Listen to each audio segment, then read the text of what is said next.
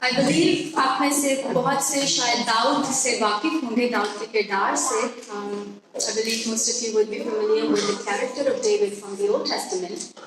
کیا کچھ آپ اس کی خصوصیات بتا سکتے ہیں؟ داؤد اس کی پروفائل جو ہم کلام میں دیکھتے ہیں. فار ایگزامپل ہم جانتے ہیں کہ داؤد ایک بہادر چرواہا تھا. He was a brave shepherd.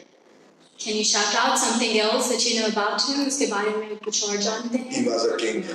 بادشاہ تھا، خداوند میں مسرور رہتا، خدا میں مسرور رہتا تھا، موسیقار تھا، میوزیشین تھا، ایک طاقتور جنگجو تھا. وہ he was a mighty warrior, a worshipper, ایک سامس تھا، زبور نویس تھا. ایک کچھ اور داؤد کے بارے میں اگر آپ ایڈ کرنا چاہیں اس کی پروفائل جو ہم کلام سے دیکھتے ہیں. اور کلام ہمیں اس کے بارے میں جب ہم اس کا یسی کی نسل سے تھا، جب ہم اس کے بارے میں دیکھتے ہیں اور اس کا ایک انٹرو ہمیں ملتا ہے کہ خدا کہتا ہے کہ ایک شخص میرے دل کے موافق مجھے مل گیا ہے. A man that God had found after his own heart. اور there is another character اس کے پروفائل میں، اس کے کردار میں ایک اور بھی چیز ہے جو بائبل شرماتی نہیں ہے بیان کرنے سے، اور وہ بتاتی ہے کہ داؤد ایک زناکار تھا اور ایک خونی بھی تھا. ان تمام اچھی خصوصیات کے ساتھ ساتھ he was an adulterer and he was a murderer. And the Bible does not shy away from telling us that too. چند لمحوں کے لیے ہمارا آج کا جو خصوصی ٹیکسٹ ہے وہ ہم زبور میں سے دیکھیں گے، لیکن اس سے پہلے آئیں دوسرے سیموئیل میں چلیں گے. سیکنڈ سیموئیل اس کا 11 باب، چیپٹر نمبر 11، اور اس کی پہلی آیت میں لکھا ہے، ایسا ہوا کہ دوسرے سال جس وقت بادشاہ جنگ کے لیے نکلتے ہیں، داؤد نے یوآب اور اس کے ساتھ اپنے خادموں اور سب اسرائیلیوں کو بھیجا، اور انہوں نے بنی امون کو قتل کیا اور ربا کو جا گھیرا. پر آگے کیا لکھا ہے؟ بٹ داؤد یروشلم ہی میں رہا. جب بادشاہ جنگ کے لیے نکلتے تھے، اور جب اس سے پیشتر ہم داؤد کے جتنے بھی حوالے جنگ سے متعلق دیکھتے ہیں، وہ ہمیشہ اپنے ساتھیوں کے ساتھ، اپنے مردوں کے ساتھ جنگ میں جایا کرتا تھا. یہاں واحد جگہ پر لکھا ہے کہ وہ یروشلم میں ہی ٹھہرا رہا. He stayed at Jerusalem. شاید ایک وقت ایسا آ گیا جب بادشاہ بن کے وہ اپنے اس طرز زندگی کا عادی ہو گیا، زندگی کے اس معمول کا اتنا عادی ہو گیا کہ وہ یروشلم میں ٹھہرا رہا. اس نے اپنے باقی مردوں کو بھیج دیا. شاید یا بادشاہ بننے کا فخر تھا اس کے اندر، یا وہ جانا نہیں چاہتا تھا. خیر جو بھی معمول ہم دیکھتے ہیں، لیکن وہ یہاں پہ خصوصی بائبل بتاتی ہے کہ یہاں پہ وہ یروشلم میں ہی ٹھہرا رہا. اور آگے ہم پڑھتے ہیں اور دیکھتے ہیں کہ کس طرح داؤد نے، کیونکہ وہ یروشلم ہی میں اس وقت ٹھہرا رہا، اور بتشیبہ کے ساتھ اس کا گناہ، اس کی زناکاری کا آگے پورا حوالہ پڑھا جاتا ہے، ہم دیکھتے ہیں. اور پھر 12ویں باب میں آگے نظر آتا ہے کس طرح سے، میں صرف مختصر کر رہی ہوں، آپ ان حوالہ جات کو بعد میں بھی خود سے پڑھ سکتے ہیں. 12ویں باب میں ہمیں ملتا ہے کہ کس طرح داؤد کو خدا ناتن نبی کے ذریعے پیغام بھیجتا ہے، ایک کہانی کے ذریعے اس کو اس کے گناہ کا آئینہ دکھانے کے لیے. 12ویں باب میں میرے ساتھ اگر آپ دیکھیں، دوسرا سیموئیل اس کا 12واں باب، second Samuel chapter number 12، after he has committed the sin of adultery and the murder. 12ویں باب کی 4تھی آیت میں، جب پہلی 4 آیات میں ناتن نبی اس کو سارا ایک کہانی کی طرح سنا رہا ہے، اس کو اس کے گناہ کا آئینہ دکھا رہا ہے، اور آخر میں اس کو کہتا ہے کہ یہ شخص، اس کہانی والا شخص جو تھا، یہ تو ہی ہے. لیکن 4تھی آیت میں اگر آپ میرے ساتھ دیکھیں، لکھا ہے، پہلی 3 آیات میں کہتا ہے کہ ایک امیر شخص کے پاس ایک دوسرا غریب آیا. اس امیر کے پاس بہت سارے ریوڑ اور گلے تھے، اور اس غریب کے پاس بھیڑ کی ایک پٹھیا کے سوا کچھ نہ تھا جسے اس نے خرید کر پالا تھا، اور وہ اس امیر کے اور اس کے بال بچوں کے ساتھ پلی بڑھی. اور اس طرح جب امیر کے گھر، ایک 4تھی آیت میں لکھا ہے کہ اس امیر کے پاس جب ایک مسافر آتا ہے، امیر کے پاس جب ایک مسافر آتا ہے، تو وہ اپنوں میں سے لینے کی بجائے وہ اس غریب کی بھیڑ سے لے لیتا ہے. اس مسافر کو کھلانے کے لیے وہ امیر کیا کرتا ہے؟ غریب کے ریوڑ میں سے لیتا ہے.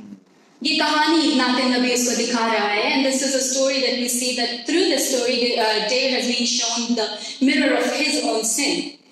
That in order to feed the traveler, in verse 4, in order to feed the traveler, he picks up from the cattle of the poor man. یہ مسافر کون ہے جس کی وہ بات کر رہا ہے؟ جو مسافر جس شخص کے پاس آیا، داؤد کے پاس جب یہ مسافر آیا اس شخص کے پاس، یہ مسافر کون ہے؟ یہ مسافر اس کے جسم کی خواہش ہے. This traveler is the desire of his flesh, and in order to feed the desire of his flesh, اس نے اپنے جسم کو کھلانے کے لیے اپنے ریبڑ میں سے چننے کی بجائے اس نے کسی اور کے ریبڑ میں سے چنا. اس کے پاس بہت سی بیویاں تھیں، بہت سی کانکیوبائنز تھیں، لیکن جب جسم کی خواہش اس کے پاس ایک مسافر کی طرح آئی تو اس نے اپنے گلے میں سے چننے کی بجائے دوسرے قریب کے گلے میں سے چنا، اس کی بیوی کو چنا. اور صرف اتنا نہیں، اپنے اس گناہ کو چھپانے کے لیے he committed another sin. اس نے اس کا خون کروایا، اس کا قتل کروایا. جب پتہ چلا کہ وہ اس کے ساتھ اولاد اس کی ہونے والی ہے، اس نے اس کا قتل کروایا اس کے شوہر، تاکہ وہ اس کو رکھ سکے، اس اولاد کو رکھ سکے. کیا آپ کی زندگی میں کبھی ایسا کوئی وقت آیا جب آپ خدا کے ساتھ چلتے چلتے اپنی معمول کی زندگی کے اتنے عادی ہو گئے کہ آپ خدا کے ساتھ وقت گزارنے کی بجائے اپنے اس جسم کی خواہش کے مسافر کو آپ نے کھلانا پلانا شروع کر دیا؟ جس طرح داؤد کے بارے میں ہم دیکھتے ہیں کہ اپنے معمول کو چھوڑ کے جس طرح وہ جنگ میں جاتا تھا. اور یہ فالوئنگ میں کہ آپ میرے ساتھ اس کہانی کو فالو کریں، ہم اپنا آئینہ بھی اس جگہ پہ داؤد کے ساتھ دیکھ سکتے ہیں. شاید ہمارے پاس آیا ہوا مسافر، جسم کی خواہش کا وہ مسافر کچھ بھی ہو سکتا ہے، اس کے لیے زنا کاری بنا. ہمارے لیے وہ کسی بھی طرح کا شاید جھوٹ ہو سکتا ہے، شاید اپنی خودی کو بڑھانے کا کوئی بھی گناہ ہو سکتا ہے، جسم کی کوئی بھی خواہش ہو سکتی ہے. کیا ہم خدا کے ساتھ وقت گزارتے گزارتے یا روحانی جنگیں لڑتے لڑتے معمول کی زندگی کے اتنے عادی ہو چکے ہیں؟ Have we gotten so accustomed to our life that instead of fighting the spiritual battles against our flesh, that we are now feeding that traveler that is visiting our flesh? اگر ہم اپنی زندگی پہ غور کریں تو داؤد کا یہ واقعہ یا داؤد کے اس کہانی میں ہم اس آئینے کے سامنے اپنے آپ کو بھی دیکھ سکتے ہیں. ایک پرندہ ہے، ساحلی پرندہ ہے، یہاں پہ یوکے میں بہت پایا جاتا ہے. ایک طرح سے اس کا نام ہے فلمر، برڈ، جو کہ ہمیں اکثر پانی کے اوپر بھی چلتی ہوئی نظر آتی ہے. اور میں اس پرندے کے بارے میں سوچ رہی تھی اور اکثر اس کو دیکھتے ہوئے خیال آتا ہے کہ جب اس پرندے کو وہ ساحلی اس لیے ہے کیونکہ جب وہ بیبی فلمر جو ہے وہ جب اڑنے کی کوشش کرتا ہے تو وہ اپنے آپ کو اس طرح کے کھانوں سے اپنے آپ کو بھرتا ہے کہ وہ کھانے کھا کھا کے موٹا ہو جاتا ہے، وہ اڑ نہیں پاتا اور تھوڑی دیر کے لیے وہ پانی پہ تیرتا ہے جب تک کہ وہ اپنے اس کھانے کو ڈائجسٹ نہ کر لے یا وہ اپنے اس وزن کو اپنے اوپر سے اتار نہ لے جو اس نے اپنے جسم کو اتنا فیڈ کیا ہوتا ہے اس بیبی فلمر نے. تو جب تک وہ خوراک اس کے اندر سے ختم نہ ہو جائے، جب تک وہ چیز اس سے نکل نہ جائے، وہ اڑ نہیں سکتا، تب تک وہ پانی پہ تیرتا رہتا ہے. لیکن اس تیرنے کے دوران میں شکاری فشرمین جو ہیں وہ اس کا فائدہ اٹھاتے ہیں. And that is the best time جب وہ پانی پہ تیر رہا ہوتا ہے، اڑ نہیں پا رہا ہوتا، کہ وہ اس کو کیپچر کرتے ہیں، اس کو شکار کرنا بہت آسان ہوتا ہے. اور یہ ایک امیج ہے. اسی طرح داؤد کا عکس بھی جیسے اس میں نظر آتا ہے کہ ہم اپنے مسافر کو کبھی کبھی اپنے اس ٹریولر کو جسم کی خواہش کو کھلاتے کھلاتے اڑنے کی بجائے ہم تیر رہے ہوتے ہیں. ہم صرف just trying to get about life, and that is the best time جب وہ جو شکاری ہے، the wicked one، جو شریر ہے، وہ جب ہمارے پاس مسافر کو بھیجتا ہے، جسم کی خواہش کو بھیجتا ہے، یا ہمارے اپنا جسم جب خواہشوں کو ابھارتا ہے، تو اس شکاری کے لیے وہ سب سے بہترین وقت ہوتا ہے ہمارا فائدہ اٹھانے کے لیے، ہمارا شکار کرنے کے لیے. یہ سایہ نبی کہتا ہے خداوند کا انتظار کرنے والے عقابوں کی مانند اصل نو اڑیں گے. لیکن وہ جو خداوند کا انتظار کرنے کی بجائے اڑ نہیں پاتے، پانی پہ فلوٹ کرتے رہتے ہیں یا اپنے اس معمول کی زندگی کے عادی ہو کے ادھر ہی ٹھہرے رہتے ہیں، جسم کی خواہش کے شکاری ہو جاتے ہیں.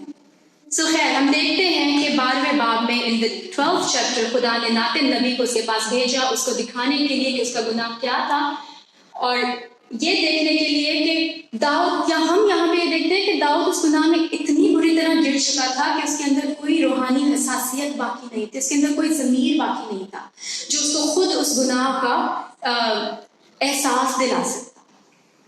کیونکہ اس سے پہلے جب ہم داؤد کے بارے میں دیکھتے ہیں he was a man after God's own heart، میں سمجھتی ہوں وہ خدا کے ساتھ اتنی غربت میں چلتا تھا کہ جب ساؤل کے اوپر کبھی اس کو موقع ملتا تھا ساؤل کے اوپر ہتھیار کے ساتھ یا کسی بھی چیز کے ساتھ حملہ کرنے کا، وہ حملہ نہیں کرتا تھا کیونکہ اس کے اندر اتنی روحانی حساسیت تھی، اس کے اندر اتنی spiritual sensitivity تھی. His conscience was so awake at times when he was given the opportunity to attack Saul. But اب جب اتنا بڑا گناہ اس سے ہو گیا، اس کا ضمیر اس کو جگا نہیں رہا، وہ اسپرچل کانشیسنیس اس کو جگا نہیں رہا کہ تم نے گناہ کیا. خدا کو ایک دوسرے شخص کو اس کے پاس بھیجنا پڑا، اس کو بتانے کے لیے کہ یہ گناہ تم سے ہوا ہے، اور تب اس کو احساس ہوتا ہے کہ یہ گناہ ہوا ہے. تو بھی یہ خدا کا فضل اور خدا کا رحم تھا، خدا کی وفاداری ہے جو اس نے داؤد کے پاس اپنے نبی کو بھیجا. اور کبھی بھی خداوند جب ہمیں اپنے کلام کے ذریعے سے، کبھی خدا جب ہمیں اپنے خود کلام کو پڑھتے ہوئے اپنے کسی خادم کے ذریعے سے، اپنے کسی اسپوکن ورڈ کے ذریعے سے خدا جب ہمیں کنوکٹ کرے، تو کبھی بھی خدا کے کلام کو حقیر نہ جائیں. جب وہ آپ کے کسی بھی گناہ کو آپ کو یاد دلائے، اس وقت اس کے قدموں میں جھک جائیں. بلکہ اس سے بھی بہتر یہ ہے ہر وقت ہر صبح سے دعا کریں کہ مجھ سے اگر کوئی گناہ ہو بھی جائے یا ہوا ہے، مجھے احساس دلا تاکہ میں معافی مانگ سکوں. ہم ہر وقت معافی کی حالت میں اس کے ساتھ چلتے رہیں، لیکن جب کبھی ہم اگر بھول بھی جائیں، روحانی حساسیت کھو دیں، تو ہمیشہ اس سے دعا کریں کہ اس کا کلام جب کنوکٹ کرے تو اس کے کلام کو کبھی حقیر نہ جانیں، چاہے وہ چھوٹا جھوٹ کا گناہ ہو، چاہے وہ بڑا زنا کا گناہ ہو، کبھی اس کے کلام کو حقیر نہ جانیں. کیونکہ خدا نے یہاں پہ داؤد کو بہت بڑی مشکل سے اس کی اپنی زندگی چھن جانے سے بچایا ہے. ہم آگے جا کے پڑھیں گے، اور میری دعا ہے کہ خدا ہمیں کبھی بھی ایسے وقت پہ نہ لے کے آئے جہاں ہم اپنی روحانی حساسیت یا اپنے ضمیر کو کھو دیں. خیر داؤد نے خدا کے اس کلام کو قبول کیا، اس کے دل پہ چوٹ لگی، اس کی آنکھیں کھلی، اس نے اپنے گناہ کو مانا، اس نے توبہ کی، اور اس نے پورے طور سے خدا سے دعا کی کہ خدا اسے بحال کرے. Now let us turn to the text for today. آج کے حوالے کی طرف چلیں گے، زبور Psalm number 51.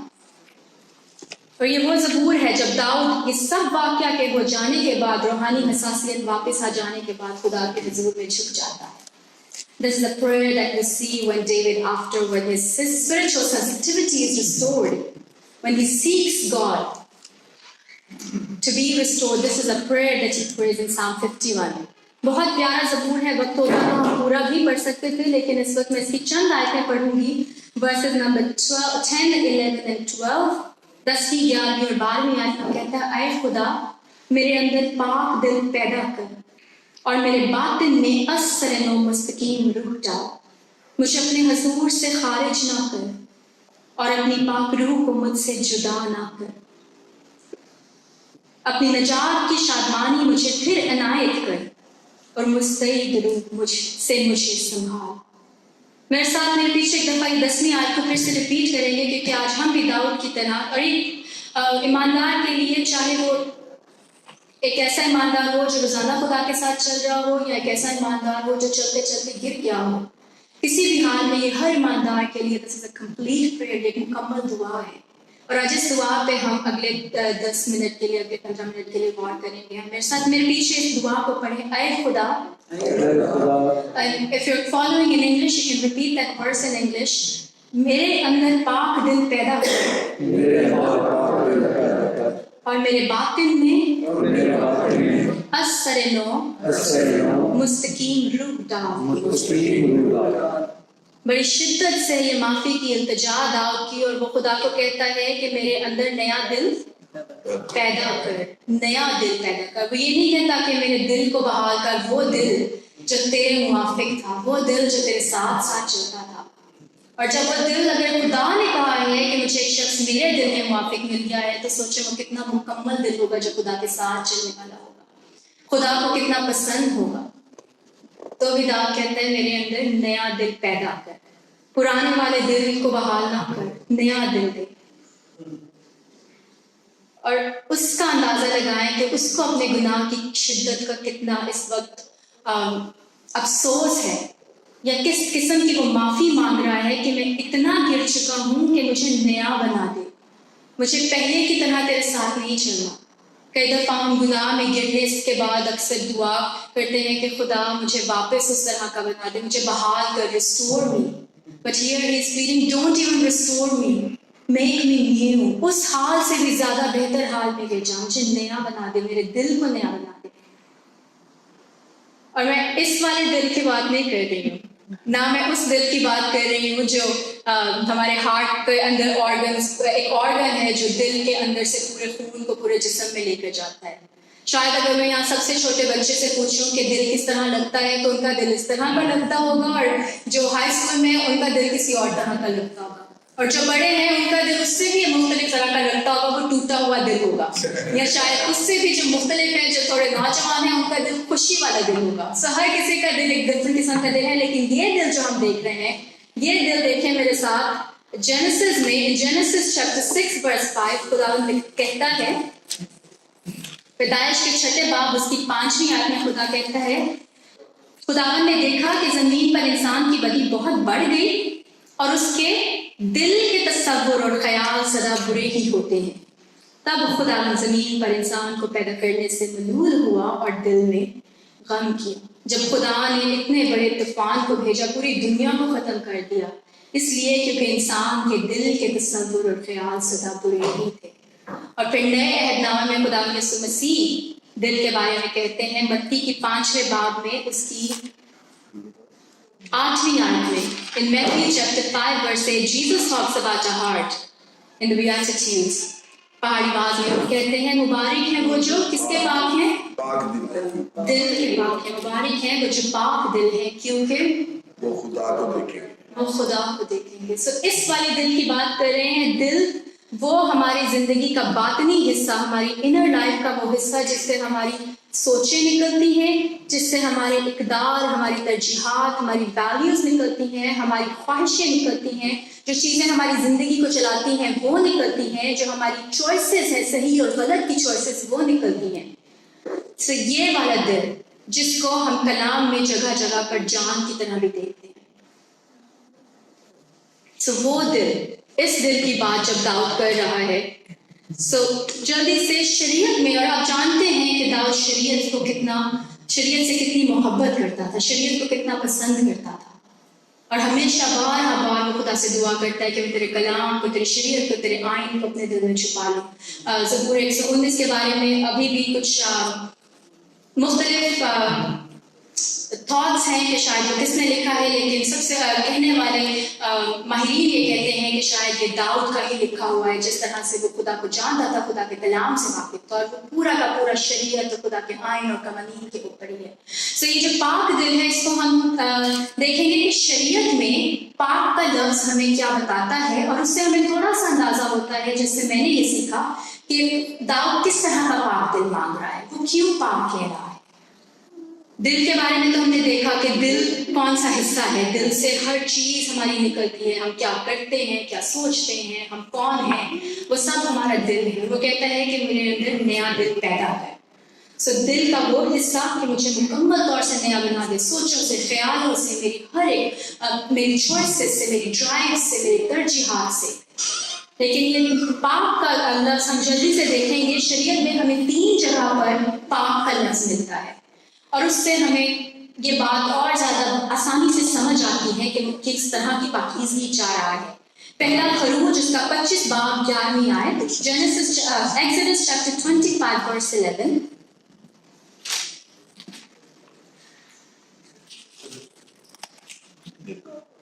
اور تو اس کے اندر اور باہر خالص سونا منجنا اور اس کے اوپر گردا گرد ایک زرین تاج بنانا. یہ عہد کے صندوق کی بات ہو رہی ہے، اور اس میں لگائے ہوئے سونے کی بات ہو رہی ہے.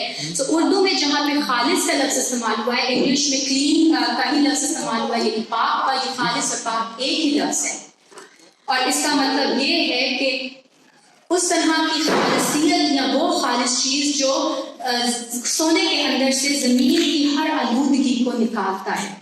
تو یہاں پہ گندگی کی، آلودگی کی، نجاست کے دور کیے جانے کی بات ہو رہی ہے. for the removal of impurities, and that's the kind of clean David is seeking. جیسے سونے کے اندر سے جب سونا زمین سے نکالتے ہیں، اس کے اوپر سے ہر طرح کی جب نجاست کو، آلودگی کو، زمین کی آلودگی کو دور کیا جاتا ہے، the dirtiness of the earth is removed from the gold, اور تب وہ ایک خالص سونا بن کے نکلتا ہے. اس طرح داؤد کی جب ہم دیکھتے ہیں تو it echoes something like this کہ ہمارے اندر سے جسم کی آلودگی کو، جسم کی گندگی اور نجاست کو میرے اندر سے دور کر. اس طرح کا دل دوسرا ہم احبار لیویٹیکس چیپٹر 11 ورس 47 میں، احبار 11 باب اس کی 47 آیت میں پاک اور ناپاک جانور کے کانٹیکس میں اس کو دیکھتے ہیں. سو پہلا ہم سونے کے کانٹیکس میں پاک کو دیکھتے ہیں، جس کا کیا مطلب ہے کہ آلودگی کو دور کر، دل کی آلودگی، دل کی نجاست کو، گندگی کو دور کر. دوسرا ہم پاک اور ناپاک جانور کے کانٹیکس میں جب دیکھتے ہیں تو خدا نے جب پاک اور ناپاک کے کانٹیکس میں جب فرق ڈالا تھا تو اس فرق کا مطلب یہ تھا کہ کچھ جانور جو پاک یا ناپاک جانور تھے، ناپاک جانوروں کے اندر کچھ ایسی فوڈ بورن ڈیزیزز تھیں، کچھ ان کے اندر ایسی بیماریاں تھیں جن کو کھانے سے ان کے اندر بیماری آ سکتی. اس لیے خدا نے بنی اسرائیل کو کہا کہ ان جانوروں کو نہ کھانا، یہ ناپاک ہیں، ان کو کسی بھی طرح سے قربانی کے لیے یا کھانے کے لیے استعمال نہ کیا جائے، کیونکہ ان کے اندر کچھ ایسی ڈیزیزز پائی جاتی تھیں. سو اس کانٹیکس میں پاکیزگی کا مطلب ہے وہ چیز جو زندگی اور تندرستی لے کر آتی ہے، اور ناپاکی کا مطلب ہے، ناپاک جانور کا مطلب ہے وہ جو بیماری یا موت کرتی ہے. سو پہلا جب سونے کی بات ہے، سونے کی طرح پاک کیا جانا یعنی خالص کیا جانا، جس سے ہر طرح کی ایسا دل جس سے آلودگی، نجاست، گندگی دور ہو. دوسرا وہ پاکیزگی جو زندگی اور تندرستی لے کر آتی ہے، وہ خدا کے کلام کی شریعت سے ہمیں ملتا ہے. پرووربس میں ایک آیت ہے جہاں پہ ہم دیکھتے ہیں کہ خدا کا کلام کے وسیلہ سے، خدا کا کلام ہمارے جسم کے لیے بھی ایک زندگی اور تندرستی لے کر آتا ہے. تیسری بات جو ہم پاکیزگی کی یا پاک ہونے کی دیکھتے ہیں، گنتی اس کا 19واں باب یہاں پہ میرے ساتھ اگر آپ نکالیں، نمبر چیپٹر نمبر 19. تو یہ تین باتیں ہمیں شریعت میں پاک کے بارے میں ملتی ہیں، پاکیزگی کے بارے میں. سونے کا خالص کیا جانا، اس کی آلودگی اس سے نکل جانا، پاک جانور جو زندگی یا تندرستی لے کر آنے کا باعث بنتے تھے اور ناپاکی اس کے برعکس. اور تیسرا گناہ کی ناپاکی دور کرنے کے لیے 19ویں باب میں اگر آپ میرے ساتھ دیکھیں، یا تو گناہ کی ناپاکی دور کرنے کے لیے ان کو بتایا گیا تھا کہ ایک سرخ بخچیا کی راکھ کو کس طرح سے استعمال کرنا ہے، چاہے وہ قربانی کے لیے ہو، چاہے وہ لشکرگاہ کے اوپر ہو، چاہے وہ کسی ایسے کے اوپر جس نے کسی بھی طرح کی لاش کو چھوا ہے، سو انسان ناپاک ہو جائے. تو کسی بھی قسم کی گناہ کی ناپاکی کو دور کرنے کے لیے یہاں پہ ایک سرخ بچیا کی راکھ لگانے کا ذکر ہمیں ملتا ہے. اور یہ ایک عکس ہے جو خدا کے یسوع مسیح کی قربانی کا عکس ہے. 19ویں باب کی دوسری آیت میں لکھا ہے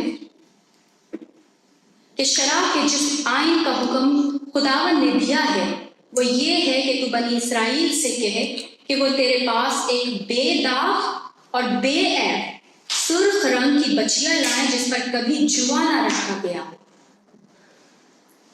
سو ایک ایسی سرخ رنگ کی بچیا جو بے داغ ہو اور بے عیب ہو.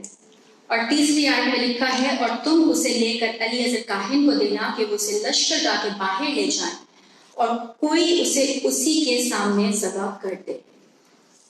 سو جب ہم اس کو خدا یسوع مسیح کی قربانی کا عکس دیکھتے ہیں ہمارے گناہوں کی معافی کے لیے، گناہوں کی ناپاکی کو دور کرنے کے لیے، پہلی بات کہ یہ ایک واحد قربانی ہے جس میں جانور کا رنگ لکھا گیا ہے، سرخ بچیا کا رنگ. اور سرخ ہم سب واقف ہیں، بچپن سے سنتے آ رہے ہیں. سرخ کلام کے مطابق سرخ رنگ کس چیز کو ریپرزینٹ کرتا ہے؟ which is the blood of Jesus.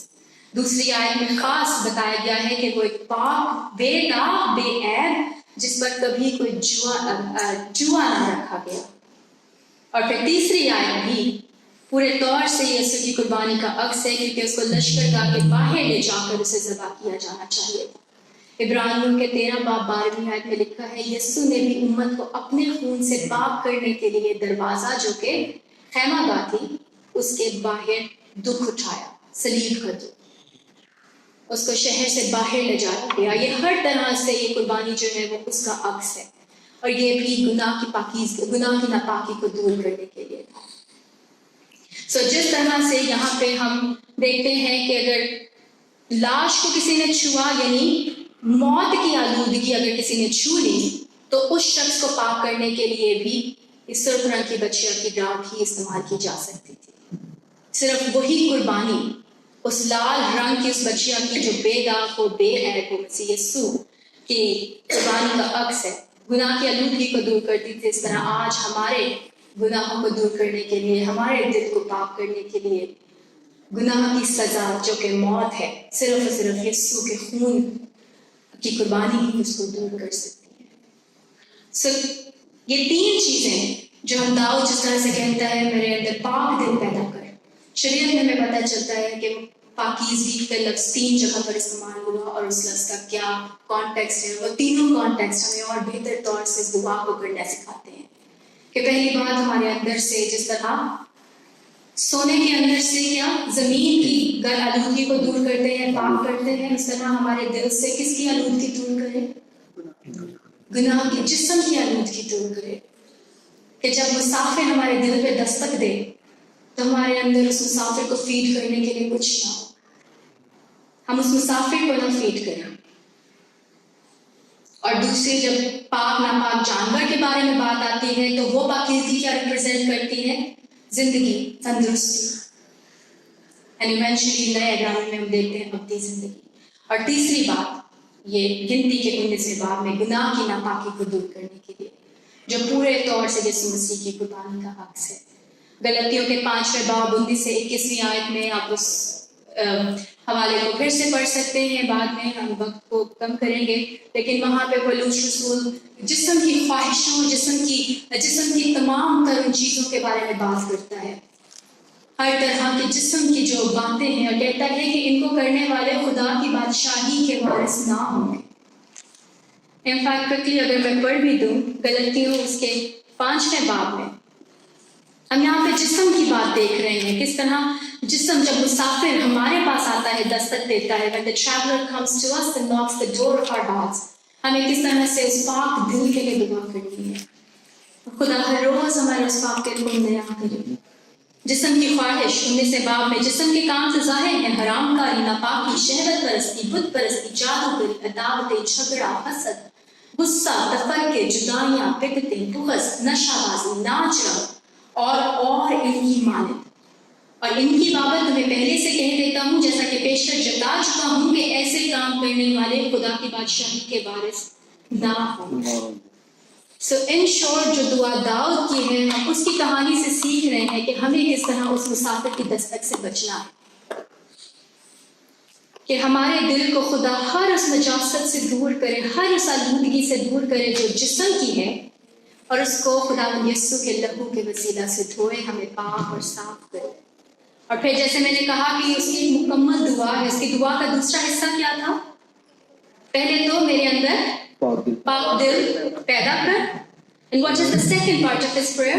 مجھے اپنے مستقیم روح، اور میرے باطن میں یعنی میرے انر پارٹ میں، میرے اندر ایک مستقیم روح ڈال۔ مستقیم روح ایک ایسی اسٹیڈفاسٹ روح ہے، مستقیم کا آسان لفظ یا آسان ترجمہ ہوگا میرے اندر ایک پختہ روح، ایک مضبوط روح پیدا۔ اچھا اگر آپ 11ویں اور 12ویں آیت پہ غور کریں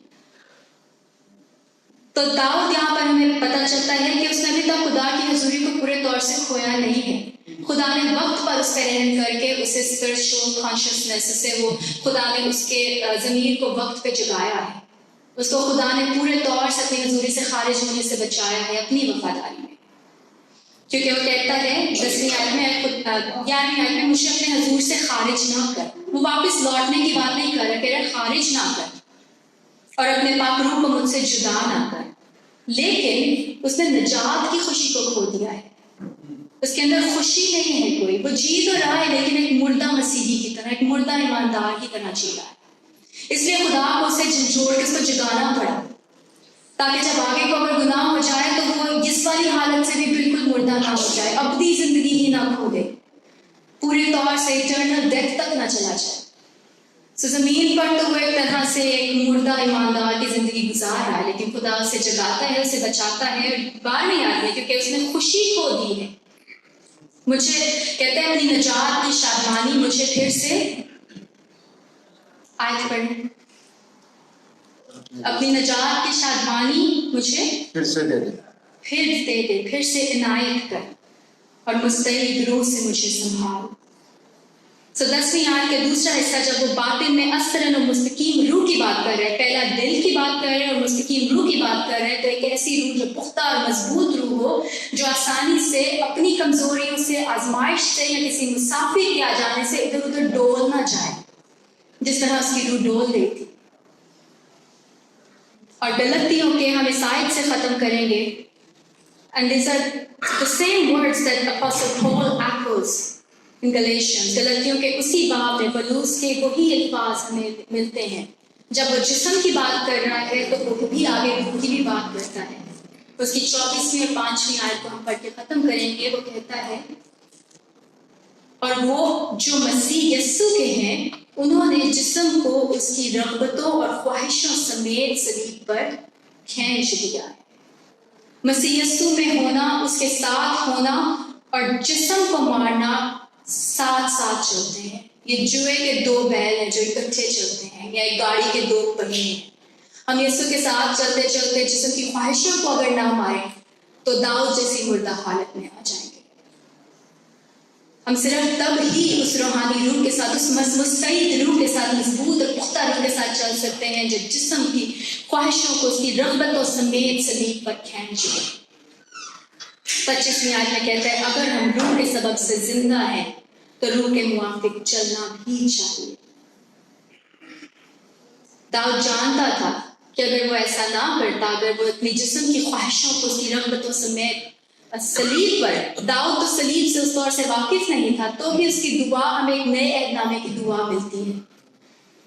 ہمیں پرانے عہد نامے میں اس دعا کو پڑھتے ہوئے ہم جانتے ہیں کہ وہ اس میں یسوع کی بھی بات کر رہے ہیں، کیونکہ وہ گناہ کی قربانی کی بھی بات کرتا ہے، جس پاکیزگی کی وہ بات کر رہے ہیں. سو ہم اس میں پوری کہانی کو دیکھ سکتے ہیں. داؤد جو پوری کہانی سے واقف بھی نہیں تھا پورے طور سے، in the fullness of the picture, he was not aware. وہ نہیں جانتا تھا یہ پورا کس طرح سے ہوگا، تو بھی وہ نجات کی بھی بات کرتا ہے کہ نجات کی شادمانی مجھ سے نہ ہو جائے. سو یہاں پر جسم کی خواہشوں، اس کی رغبت اور خواہشوں سمیت صلیب پر کھینچ دے. سو اس کے بغیر نہ وہ جانتا تھا کہ وہ نہ خدا کے حضور میں زیادہ قائم رہ سکتا ہے، وہ جانتا تھا کہ خدا کی بادشاہی میں داخل نہیں ہو سکتا، اور وہ جانتا تھا کہ اگر وہ اس حالت سے باہر نہ نکل آئے تو خدا کا روح اس سے چھن جائے گا، اس سے جدا ہو جائے گا. اگر آپ اس بات سے، داؤد کے اس کردار سے، داؤد کے اس ڈاؤن فال سے، اس کی اس کمزوری سے اگر آپ کہیں پہ بھی اپنی زندگی میں ریلیٹ کر سکتے ہیں، چاہے آپ خود اس وقت سے اس وقت گزر رہے ہیں، یا اگر آپ ایسے وقت سے گزر چکے ہیں اور آپ خدا کے ساتھ اور بہتر طور سے بحال ہونا چاہتے ہیں، یا اگر آپ گزر رہے ہیں اور آپ چاہتے ہیں کہ خدا آپ کے دل کو نیا بنا دے، آپ کے اندر مستقیم روح ڈالے، اور ایون فار اے بلیور جو خدا کے ساتھ پورے طور سے چل رہا ہے لیکن آپ اور گہرے میں اس کے ساتھ چلنا چاہتے ہیں، تاکہ اگر آپ کے پاس داؤد کے سر سے چلتے چلتے اگر آپ کے دل پہ، آپ کی زندگی میں اس مسافر کی دستک ہو جو جسم کی خواہش ہے، تو کیا آپ اس کو فیڈ کریں گے، یا کیا آپ عقابوں کی مانند خدا کے ساتھ اڑنا چاہیں گے؟ اڑنے کا مطلب یہ ہے کہ ہم پورے طور سے اس روحانی زندگی میں چل سکیں جو خدا نے ہمارے لیے اس زمین پر بھی تیار کی ہے. جب افسیوں میں پولس رسول بات کرتا ہے، دعا کرتا ہے، شکر کرتا ہے کہ خدا نے ہمیں آسمانی مقاموں میں بٹھایا ہے، تو یہ نہیں کہتا خدا ہمیں آسمانی مقاموں میں بٹھائے گا، کہتا خدا نے ہمیں آسمانی مقاموں میں بٹھایا ہے، یعنی ہم ایک ایسی اسپرچل اتھارٹی میں زمین پر بھی چل سکتے ہیں، خدا کے ساتھ ایک ایسی روحانی زندگی میں اس وقت بھی چل سکتے ہیں جس نے ہمارے لیے ایک مکمل زندگی روحانی تیار کی ہے. کہیں نہ کہیں میں اپنی زندگی میں جانتی ہوں کہ کہیں نہ کہیں چلتے چلتے ہر روز کوئی ایسا وقت آتا ہے، یا ہفتے میں، یا کوئی زندگی میں ایسا وقت آتا ہے جب انسان کمزور ہو جاتا ہے، وقت کم گزارتا ہے خدا کے ساتھ، کمزوری کا کوئی لمحہ، اور ہر ایک ایماندار اس بات سے ریلیٹ کر سکتا ہے. اگر آپ آج واقعی ہی خدا سے اس بات بارے میں دعا کرنا چاہتے ہیں، آپ واقعی ہی روحانی طور پہ اور مضبوط ہونا چاہتے ہیں، چند لمحوں کے لیے if you can and if you want to pray this prayer، کھڑے ہونا چاہتے ہیں اگر تھوڑی دیر کے لیے اپنے قدموں پر کھڑے ہوں گے، اور داؤد کی طرح اس دعا کو ہم اپنے لیے دعا کریں گے. کیا خدا میرے اندر پاک دل پیدا کر. ایک دفعہ پھر سے اس دعا کو اکٹھے ریپیٹ کریں گے. اے خدا میرے اندر پاک دل پیدا کر، میرے اندر پاک دل کا رہا، اور میرے باطن میں اثر نو مستقیم روح ڈال.